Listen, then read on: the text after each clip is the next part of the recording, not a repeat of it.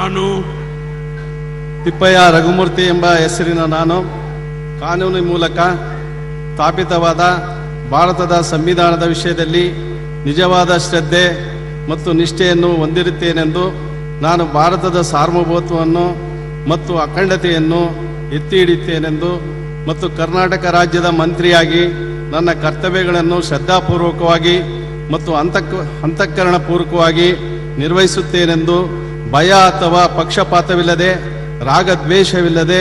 ಎಲ್ಲ ಬಗೆಯ ಜನರಿಗೆ ಸಂವಿಧಾನಕ್ಕೆ ಮತ್ತು ಕಾನೂನಿಗೆ ಅನುಸಾರವಾಗಿ ನ್ಯಾಯವಾದುದನ್ನೇ ಮಾಡುತ್ತೇನೆಂದು ದೇವರ ಹೆಸರಿನಲ್ಲಿ ಪ್ರಮಾಣ ಮಾಡುತ್ತೇನೆ, ಶ್ರದ್ಧಾಪೂರ್ವಕವಾಗಿ ಪ್ರತಿಜ್ಞೆ ಮಾಡುತ್ತೇನೆ. ನಾನು ತಿಪ್ಪಯ್ಯ ರಘುಮೂರ್ತಿ ಎಂಬ ಹೆಸರಿನ ನಾನು ಕರ್ನಾಟಕ ರಾಜ್ಯದ ಮಂತ್ರಿಯಾಗಿ ನನ್ನ ಪರ್ಯಾಲೋಚನೆಗೆ ತರಲಾಗುವ ಅಥವಾ ನನಗೆ ತಿಳಿದು ಬರುವ ಯಾವುದೇ ವಿಷಯವನ್ನು ರಾಜ್ಯದ ಮಂತ್ರಿಯಾಗಿ ನನ್ನ ಕರ್ತವ್ಯಗಳ ಯುಕ್ತ ನಿರ್ವಹಣೆಗೆ ಅಗತ್ಯವಾಗಬಹುದಾದ ಸಂದರ್ಭವಲ್ಲದೆ ಅನ್ಯಥಾ ಯಾರೇ ವ್ಯಕ್ತಿಗೆ ಅಥವಾ ವ್ಯಕ್ತಿಗಳಿಗೆ ಪ್ರತ್ಯಕ್ಷವಾಗಿ